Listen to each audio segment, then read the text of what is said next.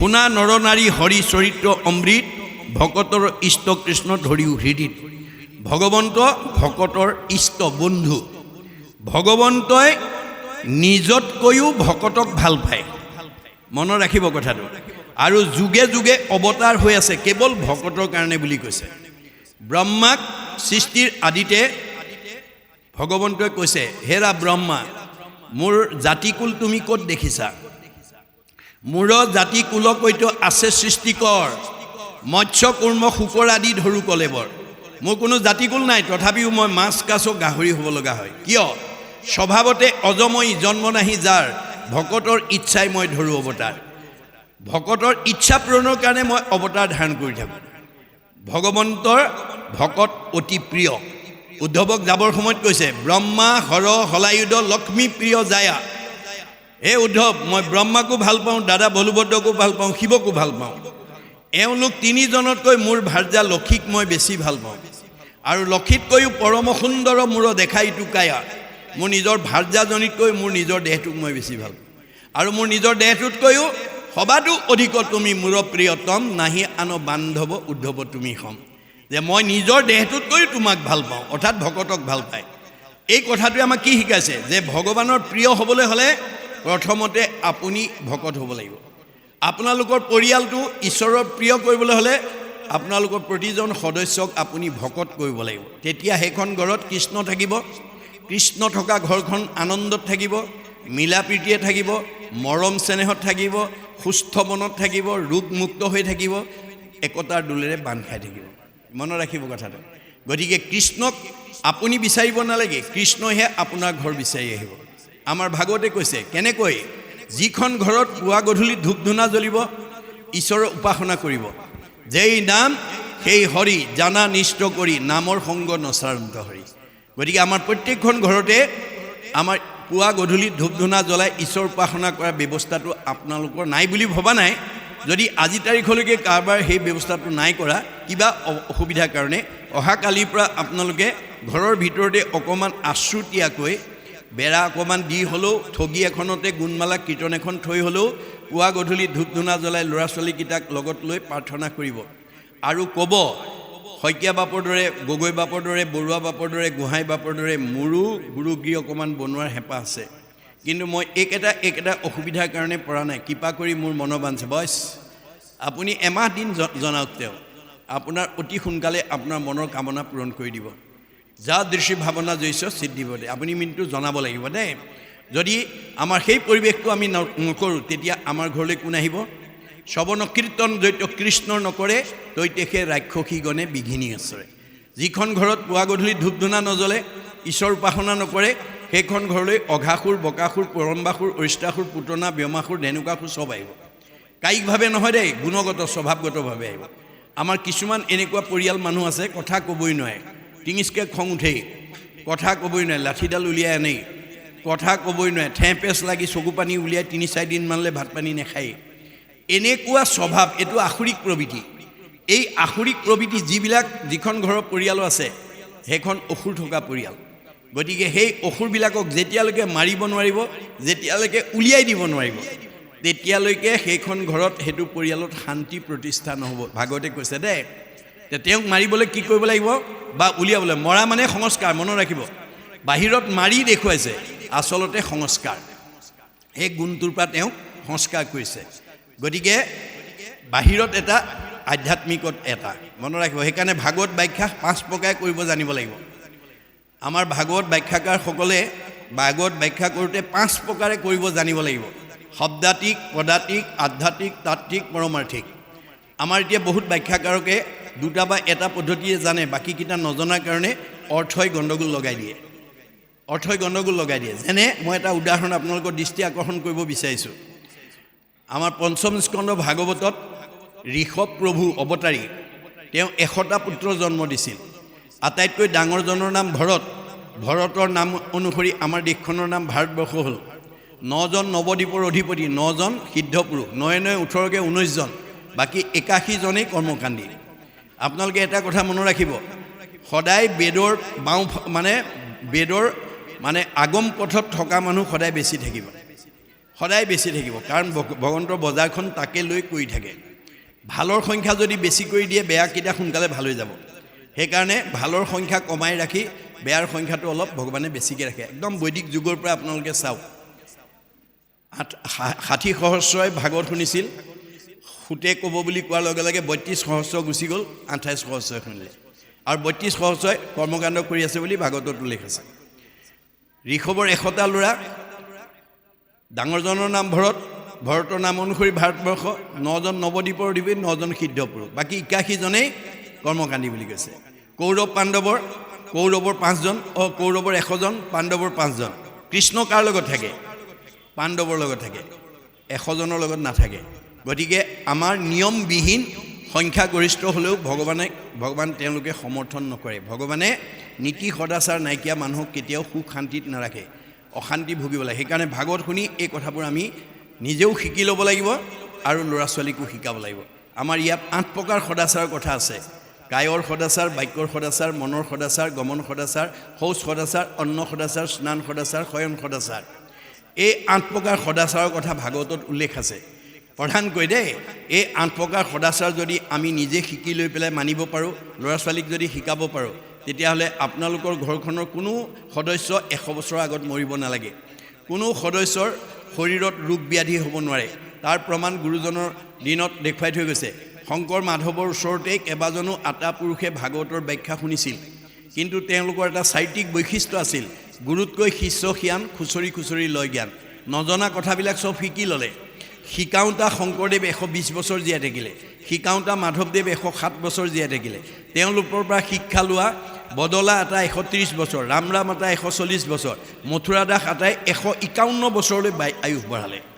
ভগৱানে দিয়া বয়স 100 বছৰহে আছিলে। এই ওপৰঞ্চি বয়সবিলাক কাৰ পৰা পালে? যিবিলাকে অনাচাৰ, বেবিচাৰ, ভ্ৰষ্টাচাৰ কৰিব, তাৰ পৰা আয়ুস কাটি নি নিয়ম মনাবিলাকক যোগ দিব দেই, মনত ৰাখিব। সেইকাৰণে আমি ভাগৱত শুনি যাতে আমি অনাচাৰ, বেবিচাৰ, ভ্ৰষ্টাচাৰৰ পৰা নিজক মুক্ত কৰিব পাৰোঁ, পৰিয়ালটো মুক্ত কৰিব পাৰোঁ, সমাজখন যাতে মুক্ত কৰিব পাৰোঁ, তাৰ কাৰণে আপোনালোকে গুৰুত্ব দিব লাগিব। তেতিয়াহে আপোনালোকৰ জন্ম ধৰাৰ সাৰ্থকতা হ'ব আৰু আপোনালোক মৰিও অমৰ হৈ থাকিব। এই ভাগৱতৰ 70 পিছত যদি আকৌ এনেকৈ পুনৰ 70 আগুৱাই নি থাকে, যিকেইজন উদ্যোক্তাৰ চেষ্টাত আজি 70 উদযাপন কৰিছে, তেওঁলোক হয়তো পৰৱৰ্তী আকৌ 70 নাথাকিবও পাৰে, কিন্তু তেওঁলোকে যিহেতু এই পবিত্ৰ অনুষ্ঠানটো অনুষ্ঠিত কৰি উত্তৰ পুৰুষলৈ দি থৈ গ'ল, তেওঁলোক মৰিও অমৰ হৈ থাকিব। কাৰণ আজি শংকৰ মাধৱ আমাৰ মাজত কায়িকভাৱে নাই, মহাত্মা গান্ধী নাই, জৱাহৰলাল নেহৰু নাই, জ্যোতিপ্ৰসাদ আগৰৱালা নাই, ৰাভাদেৱ নাই, সুধাকণ্ঠ ভূপেন হাজৰিকা নাই, আৰু এতিয়া অলপতে জুবিন গাৰ্গো নাই। কায়িকভাৱেহে নাই, কিন্তু তেওঁলোকে দি থৈ যোৱা অৱদানে তেওঁলোকক চিৰ সজীৱ কৰি ৰাখিব, বুজিছে নাই? গতিকে আপোনালোকে এইখন গাঁৱত বসবাস কৰি গাঁওখনৰ কাৰণে, সমাজখনৰ কাৰণে, উঠি অহা প্ৰজন্মৰ কাৰণে, অনুষ্ঠান প্ৰতিষ্ঠানৰ কাৰণে কি ভাল আদৰ্শ এৰি থৈ গ'ল, সেই আদৰ্শই হ'ব আপোনালোকৰ ৰুক্মিণী মন্দিৰ, এই দেহ দ্বাৰকা কাল সাগৰ। অহা বছৰলৈ আজিৰ তাৰিখত এই অনুষ্ঠানটো পাতিলে ইয়াত থকা এই দেহ দ্বাৰকা আটাইকেইখন নাথাকিবও পাৰে, কোনোবা 2-1খন কালে হৰণ কৰি লৈ যাব পাৰে। দেহ দ্বাৰকা কাল সাগৰত বিলুপ্তি হৈ যাব পাৰে, কিন্তু আপুনি এইখন গাঁৱত জন্ম কৰি কি ভাল আদৰ্শ হৈছে সেইটো আপোনাৰ চিৰ সজীৱ হৈ থাকিব, সেইটোৱে আপোনাক জিৰাই ৰাখিব। সেইটোৱে হৈছে ৰুক্মিণী মন্দিৰ। গতিকে আমাক কাহিনী উপকাহিনীৰ দ্বাৰা আমাক নৈতিক আৰু আধ্যাত্মিক শিক্ষাবিলাক মহাপুৰুষে ভাগৱতৰ মাজেদি দি আছে, সেইখিনি আমি আয়ত্ব কৰিব লাগিব। তাৰপিছত ক'লে যে সজনৰ জীৱন জানিবা যদুমণি, পাতকীও তৰে যাৰ নাম গুণ শুনি। যে আমাৰ মহাপাতকীও ঈশ্বৰৰ নাম ল'লে তৰি যাব পাৰে, কিয়নো হৰিনাম হুতাসন, পাপ শুকান বন, খনেকতে দহি কৰে চন। যে আমাৰ পাপবিলাকক শুকান বনৰ লগত তুলনা কৰিছে আৰু নামক জুইৰ লগত তুলনা কৰিছে। শুকান বনত জুই লাগিলে যেনেকৈ তৎক্ষণাত পুৰি নাইকিয়া কৰে, ভগৱন্তৰ নাম যেতিয়া আপুনি উচ্চাৰণ কৰিব, আপোনালোকৰ ঘৰখনক 5টা পাপৰ পৰা মুক্ত হৈ যাব। আমাৰ প্ৰত্যেকখন ঘৰতে 5টা পাপ অবাঞ্ছিতে হৈ আছে, আমাৰ হয়তো বহুতে নাজানে। গীতা ভাগৱতে আমাক কৈছে যে এইটো সংঘ অনাসংঘ বামুণীয়া কীৰ্তনীয়া সত্ৰ সমাজ বুলি নহয়, জীৱশ্ৰেষ্ঠ মানুহ গৃহস্থী মাত্ৰেই আমাৰ 5টা পাপ অবাঞ্ছিতে হয়। কেনেকৈ হয়? ভাগৱতত কৈছে কন্দনি পেখনি চুলি কলসী মাৰ্জনী গৃহস্থৰ পঞ্চ হিংসা সিজে ৰাতি দিনী তাৰ দুখে গৃহবাসী স্বৰ্গক নাযায় কৃষ্ণ অৰ্থে কৰি পুনো মুকুতিক পায়। গতিকে আমাৰ গৃহস্থী মাত্ৰেই ৰাতিপুৱা শুই উঠাৰ পৰা গধূলা খোৱালৈকে কামবিলাক কৰোঁতে 5টা পাপ হয়। কন্দনি মানে ঢেঁকী বা মিক্সাৰ, ঢেঁকী বা মিক্সাৰত জা জলপান প্ৰস্তুত কৰিলে ব্ৰহ্ম হত্যা হয়, তাত এটা পাপ লাগে। পেখনি পতাত মছলা পিছা, আদা পিছা, জলকীয়া পিচি, নহৰু পিচি অন্ন তৈয়াৰ কৰে, তাত ব্ৰহ্ম হত্যা হয়, তাতো এটা পাপ লাগে। চুলি জুহালত গেছত ৰন্ধনশালাত অন্ন তৈয়াৰ কৰোঁতে তাতো ব্ৰহ্ম হত্যা হয়, তাতো পাপ লাগে। কলসী কলহ বা কোনো পাত্ৰত পানী আনিলে চকুৰে মনিব নোৱাৰা জীৱাণু আহে, গৰম কৰি মাৰি পেলোৱা হয়, তাতো ব্ৰহ্ম হত্যা হয়, তাতো পাপ লাগে। মাৰ্জনী ঠাইঘৰ মচোতে সাৰোতে সূতা বাঢ়নি জাৰুত লাগি চকুৰে মনিব নোৱাৰা পোক পৰুৱা মৰে, মচি আনোতে হাতৰ লগত মানে চকুৰে মনিব নোৱাৰা গুৰি পোৰা বা অন্যান্য তেনেকুৱা জীৱ জন্তু মৰি যায়, মানে প্ৰাণী মৰি যায়, তাৰ কাৰণে আমাৰ 5টা পাপ। তাৰ দুখে গৃহবাসী স্বৰ্গক নাযায়। এই যে আমাৰ প্ৰত্যেক গৃহস্থী ঘৰত যে এই 5টা পাপ আমাৰ হৈ আছে, সেই 5টা পাপৰ কাৰণে আমাৰ ঘৰখনত বাস কৰি থকা জীৱকেইটা বৈকুণ্ঠ দূৰৰ কথা স্বৰ্গলৈকে যাব নোৱাৰে, কিন্তু কৃষ্ণ অৰ্থে কৰি পুনো মুকুতিক পায়। আমাৰ বিশেষকৈ আইসকলে যদি কৃষ্ণ সংস্কৃতি অৱলম্বন কৰি অন্ন ৰান্ধিব আৰু খাবলৈ দিব পাৰে, তেতিয়াহ'লে এই 5টা পাপে আমাক স্পৰ্শ কৰিব নোৱাৰে। আমি সেই 5টা পাপৰ পৰা আইসকলে আমাৰ পৰিয়ালটো বা সমাজখনক উদ্ধাৰ কৰিব লাগিব। ঋগ্বেদত কৈছে ন গৃহম ইতি আহু গৃহিণী গৃহম উচ্যতে তয়াহি সহিতা সৰ্বান পুৰুষায়ম সমুষ্ণুতে। যিখন ঘৰৰ আইগৰাকী ঈশ্বৰ ভক্তিপৰায়ণ হ'ব, যিখন সমাজৰ আইসকল ভক্তিপৰায়ণ হ'ব, তেওঁলোক নিজেতো উদ্ধাৰ হ'বই, সেইখন গাঁৱৰ সকলো পুৰুষৰ চতুৰ্বৰ্গ সাধন কৰিব। যদি আইসকল যদি ভক্তি বিমুখ হৈ যায়, আমাৰ ঘৰ বা সমাজৰ অৱস্থা কি হ'ব? আমাৰ মহাভাৰতৰ বন পৰ্বত কৈছে জৈছ ভাৰ্যা গৃহে নাস্তি সাধিসা কুইন চাৰিতা অৰণ্যং তেন গন্তব্যং যথা অৰণ্যং তথা গৃহম। যিখন ঘৰৰ আইগৰাকী ভক্তি বিমুখী হয়, যিখন সমাজৰ আইসকল ভক্তি বিমুখী হয়, ঘৰ গুচি বাঁহতল হ'ব। আইসকলৰ ইমান শক্তি আছে, বেদে কৈছে, ভগৱানে কৈছে যে ইচ্ছা কৰিলে ঘৰ গুচি বৈকুণ্ঠলৈ উত্তৰণ কৰিব আৰু ইচ্ছা কৰিলে ঘৰ গুচি বাঁহতল কৰিব পাৰিব। আমিতো বাঁহতল হোৱাটো কোনেও নিবিচাৰোঁ, আমি বৈকুণ্ঠ হোৱাটো বিচাৰোঁ। এতিয়া বৈকুণ্ঠ হ'বলৈ হ'লে আইসকলে এই ভাগৱতৰ নীতি আদৰ্শবিলাক মানি চলিব লাগিব। আৰু গীতাত আমাৰ আইসকলে এখন ঘৰ, এটা পৰিয়াল, এখন সমাজ, এটা পৰিৱেশ সুন্দৰকৈ পৰিচালনা কৰিবৰ কাৰণে আইসকলৰ গাত 5টা সদ্গুণ থাকিব লাগে বুলি কৈছে দেই। 7টা সদ্গুণ থাকিব লাগে। আজি ইয়াত বহি থকা আইসকলৰ কাৰোবাৰ গাত যদি 7টা সদ্গুণ আছে, ভাগ্যৱতী মহিলা দেই। যদি নাই, পূৰা কৰি ল'ব। মই কৈ থৈ যাওঁ, গীতাত কৃষ্ণই অৰ্জুনক কোৱাৰ চলেৰে আমাক কৈছে যে আমাৰ আইসকলৰ ঘৰখন সুন্দৰকৈ পৰিচালনা কৰিবৰ কাৰণে, পৰিৱেশটো পৰিচালনা কৰিবৰ কাৰণে, সমাজখন পৰিচালনা কৰিবৰ কাৰণে কি 7টা গুণ লাগে। এই 7টা গুণ নথকা আয়ে কেতিয়াও ঘৰ বা পৰিয়ালক সুন্দৰকৈ পৰিচালনা কৰিব নোৱাৰে। এইটো বেদৰ মত, অৰ্থাৎ ভগৱানে কৈছে। কি 1 নম্বৰ কীৰ্তি, চিৰি বা কৈশ্য, নাৰী নাং, ধীতি, মেধা, ক্ষমা, স্মৃতি। এই 7টা আপোনালোকে শুনি আনন্দ পাব। আপোনালোকৰ আশীৰ্বাদ শিৰত লৈ একেবাৰে শদিয়াৰ পৰা ধুবুৰীলৈকে বিভিন্ন ডিষ্ট্ৰিক্টত গুৰুজনাৰ এই ধৰ্ম আদৰ্শ প্ৰচাৰ প্ৰসাৰ কৰি আমি এটা শুভ লক্ষণ দেখা পাইছোঁ। সেইটো হৈছে কি, আজিকালি যিকোনো অনুষ্ঠানত মানে ভাগৱত পাঠ ব্যাখ্যাই বোলক, নাম প্ৰসংগই বোলক বা অন্যান্য ধৰ্মালোচনী সভাই বোলক, তালৈ আমাৰ পুৰুষতকৈ মহিলাৰ উপস্থিতিটো বেছি। আজি যদি অংক কৰে সেইটো উত্তৰে পাব আপোনালোকে। আজিৰ অনুষ্ঠানটোত মহিলাৰ সংখ্যা বেছি, এইটো শুভ লক্ষণ দেই। যদি আমাৰ মহিলাসকলক আমি ঈশ্বৰ ভক্তি প্ৰায়ণ কৰিব পাৰোঁ, তৃণমূল ঘৰখনৰ পৰা সমাজখনৰ উন্নয়ন হ'ব। মনত ৰাখিব কথাটো। গতিকে 1 নম্বৰ গুণটো হৈছে কীৰ্তি। আইসকলে কৰা কামবিলাক আনৰ প্ৰশংসনীয় হ'ব লাগে। নিট এণ্ড ক্লিন, ডিচিপ্লিন, অতি পৰিপাটিতা, নিয়মানুবৰ্তিতাৰে কামবিলাক কৰি যাব লাগে। যিবোৰ কাম দেখিলে মানুহে প্ৰশংসা কৰিব লাগিব।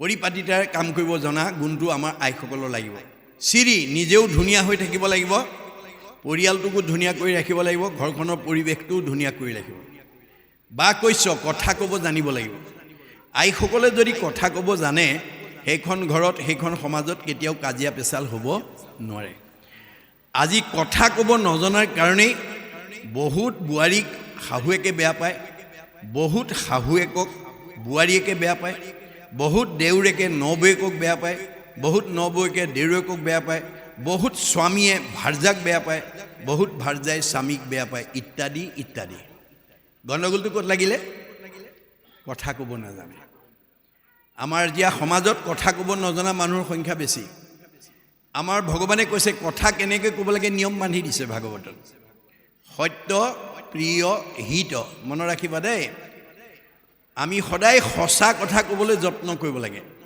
সঁচা কথা কোৱা মানুহে কালৈ ভয় নকৰে সাহসেৰে কথা ক'ব পাৰে মূৰ তুলি কথা ক'ব পাৰে মিছা কথা কোৱা মানুহ তললে মূৰ কৰি থাকে ধৰা পৰা ভয় কৰে মনত ৰাখিব কথাটো আপোনালোকৰ পৰিয়ালত সঁচা কথা কোৱাজনলৈ মিছা কথা কোৱাকেইজনে অলপ সমী কৰে সমাজত সঁচা কথা কোৱা মতা মানুহ বা মাইকী মানুহজনীলৈ বাকীবিলাকে সমী কৰে সেইকাৰণে আমি সদায় সঁচা কথা ক'ব লাগে কিন্তু কওঁতে কেনেকৈ ক'ব লাগে প্ৰিয় শুনিবলৈ ভালকৈ ক'ব লাগিব দেই শুনিবলৈ ভাল পোৱাকৈ ক'ব লাগিব সঁচা কথা ক'লোঁ বুলি দামফি মাৰি কৰিলে বা অহংকাৰে ক'লে নহ'ব শুনিবলৈ ভাল পোৱাকৈ ক'ব লাগিব আৰু হিত আপুনি কোৱা কথাটোৱে আনক উপকাৰ কৰিব লাগিব শব্দ ব্ৰহ্ম মনত ৰাখিব ৱৰ্ড ইজ গড অবিনাশী আপুনি ধেমালিতেও ল'ৰা ছোৱালীক খাও খপনি নিদিব ধেমালিতেও ছোৱালীজনী বৰ বদমাছ ল'ৰাটো বৰ দুষ্ট বুলি নক'ব প্ৰতিক্ৰিয়া কৰি দিব শব্দৰ যিটো উদ্দেশ্যত ক'ব সেই প্ৰতিক্ৰিয়া কৰি দিব মনত ৰাখিব কথাটো এতিয়া আমাৰ দাৰ্শনিক পণ্ডিত শিক্ষাবিদ পণ্ডিত মনস্তাত্ত্বিক পণ্ডিত আমাৰ গুৰুজনাই এই কথা কৈছে যে আমি কথাটো কওঁতে সাৱধান হ'ব লাগিব যাতে মোৰ কথাই আনক আঘাত দিব নালাগিব কাক দিব চবতে ময়ে আছোঁ বুলি কৈছে আপুনি আপোনাৰ কথাই তেওঁ ভগৱানকে আঘাত দিব অন্যায় কৰিব দুখ দিব কষ্ট দিব আকৌ ভগৱানে আপোনাক ভালকৈ নহ'ব এই নিয়মটো জানিব লাগিব যে আনৰ আঘাত পোৱাকৈ যাতে আমি কোনো কথা ক'ব লগা নহয় এই কথা নাজানি আজি আমাৰ বহুত পৰিয়ালত শাহুৱেকে কেতিয়াবা বোৱাৰীয়েকক একেবাৰে বেয়াকৈ কৈ পেলাই লগৰজনীক কয় বোলে আজি একদম বোৱাৰীক ঠিকছে দি দিছোঁ হাড়লৈকে ভেজাই দিছোঁ ভগৱানে কয় কাক দিলা বোৱাৰী দেহত দেখোন ময়ে আছিলোঁ বহুত বোৱাৰীয়ে শাহুৱেকক বেয়াকৈ কৈ পেলাই লগৰজনীক কয় মই আজি শাহুক ঠিকছে দি দিছোঁ একদম হাড়লৈকে ভেজাই দিছোঁ ভগৱানে কৈছে তুমি কাক দিছা চবতে দেখোন ময়ে আছোঁ শাহুৰ দেহতো ময়ে আছোঁ বোৱাৰীৰ দেহতো ময়ে আছোঁ মোকে দুখ দিবা মোকে আঘাত দিবা মোকে অন্যায় কৰিবা আকৌ মই তোমাক ভালে ৰাখিব লাগিব নহ'ব ভাগৱত শুনি এই বেয়া স্বভাৱ এৰিব লাগিব তুমি আনক এগুণ আঘাত দিলে তুমি দুগুণ আঘাত পাব লাগিব তুমি তাৰ পৰা বাচি যাব নোৱাৰিবা ন ভুক্তং ক্ষয়তে কৰ্ম কল্পকৌটিশ্বৰতে অপি অৱশ্যমেব ভুক্তৈবম কীতঃ কৰ্ম শুভাশুভম আপোনালোকে ভাগৱত শুনি কাৰোবাৰ যদি ইজনে সিজনক আঘাত দিয়া স্বভাৱ আছিলে আজিৰ পৰা এৰিব দেই আপুনি দুখ দিব পাৰিব আপোনাৰ পাপ হ'ব শাহুৱেকৰ কথাত যদি বোৱাৰীকে দুখ পায় শাহুৱেকৰ কি হ'ব পাপায় পৰপীড়নম বোৱাৰীৰ কথাত যদি শাহুৱেকে আঘাত পায় বোৱাৰী কি হ'ব পাপায় পৰপীড়নম মনত ৰাখিব কথাটো আমি পাপ পুণ্যৰ কাৰণে আমি নিজে দায়ী আমাৰ কৰ্ম দায়ী আৰু তাৰ কাৰণে আমি শাস্তি ভুগিব লাগিব কৰে শুভ কৰ্ম গুণৰ ইচ্ছাই কৰ্মফলে জীৱে সুখ দুখ পায় আমাৰ সুখ আৰু দুখটো কৰ্মফলৰ লগত জড়িত হৈ আছে গতিকে আমি বেয়া এৰি ভাল ল'বৰ কাৰণে ভাগৱত শুনিবলৈ আহিব লাগে এয়া হৈছে মানে বাক্যৰ সদাচাৰ মনৰ সদাচাৰ ইজনৰ প্ৰতি সিজনৰ মৰম চেনেহটো থাকিব লাগিব দয়া প্ৰেম কৰোণা গমন সদাচাৰ ভৰিকেইটা আমাক যাব দিছে মানুহ মাত্ৰেই অকল অসমৰ বা ভাৰতৰ বা সংঘ অনাসংঘ বা কোনো জাতি জনগোষ্ঠীৰ কাৰণে নহয় ভৰিকেইটা ভগৱন্তই মানুহক দিছে যাবৰ কাৰণে গমন কৰিবৰ কাৰণে দিলে বুলিয়ে অগম্যা গমন কৰিলে নহ'ব কিন্তু ভগৱন্তই ভৰিকেইটা ক'লৈ যাব লাগিব ক'লৈ যাব নালাগে ভাগৱতত নিয়ম মানি দিছে আৰু এইটো কোনো জাতি জনগোষ্ঠী বা সমাজৰ কাৰণে নহয় বিশ্বৰ মানৱৰ কাৰণে এতিয়া প্ৰথম আমাৰ ভৰিকেইটা ক'লৈ যাব নালাগিব কলি থকা ঠাইলৈ য'ত জুৱা পাশা মদ্যপান পৰস্ত্ৰী আৰু হিংসা ধৰ্ম এইবিলাক ঠাইলৈ আমাৰ ভৰিকেইটা যাব নালাগিব 1 নম্বৰ নিষিদ্ধ ভাগৱতে কৈছে দেই 2 নম্বৰ বেৰা মাৰি দিছে অন্য দেৱী দেও নকৰিবা সেও এখন বেৰ গৃহু নপহিবা তাৰ দুখন বেৰ মূৰ্তিকো নাচাইবা তিনিখন বেৰ প্ৰসাদো নাখাইবা চাৰিখন বেৰ ভক্তি হৈব বেভিচাৰ এটো কোনো জাতি জনগোষ্ঠী সমাজৰ কাৰণে নহয় মানুহ মাত্ৰেই বান্ধি দিছে পৃথিৱী যতেই মানুহ হতাই এই চাৰি বেৰৰ মাজত আপোনাৰ দেহত থকা জীৱটোক আপুনি ৰাখিব লাগিব যদি বেৰ ভাঙি যায় আপোনাৰ বেভিচাৰ হৈ যাব তেতিয়া আপোনাৰ আয়ুষ কাটিব আৰু বেদনা আহি যাব গতিকে ভাগৱতে নিয়মহে বান্ধি থৈছে মনা নমনাটো আপোনাৰ কথা মানিলে তৰিব নামানিলে মৰিব কোনো মাক বাপেকে নিজৰ ল'ৰা ছোৱালীৰ কথা বেয়া হোৱাটো নিবিচাৰে সদায় ভাল উপদেশে দিয়ে উপায়ো বেয়া মানুহ ল'ৰা ছোৱালীৰ লগত নুফুৰিবি বেয়া বস্তু নাখাবি ভালকৈ পঢ়া শুনা কৰিবি ভালেই উপদেশ দিয়ে কিন্তু যদি ল'ৰা ছোৱালীয়ে মাক বাপেকৰ উপদেশ নামানে তেতিয়া তাৰ কাৰণে মাক বাপেক দায়ী নহয় শাস্ত্ৰই সদায় আমাক ভাল উপদেশকে দি আছে যে আমি নামানো তাৰ কাৰণে আমাৰ শাস্ত্ৰ দায়ী নহয় শাস্ত্ৰ গুৰু হবে শিষ্যক কৃপাই শুদ্ধ উপদেশ দিব শিষ্য হবে শুদ্ধভাৱে নাচৰিলে তাৰা হবে কি কৰিব মাক বাপেকে ভাল বুদ্ধি দিবহে পাৰে যদি ল'ৰা ছোৱালীয়ে নামানে মাক বাপেকে কি কৰিব তাৰ ফলটো তেওঁ নিজে ভোগ কৰিব কিন্তু মাক বাপেক তাৰ কাৰণে দায়ী নহয় এই তথ্য দি আছে দেই গতিকে আমি এই চাৰি বেৰৰ মাজত আমাৰ জীৱটোক ৰাখিব লাগিব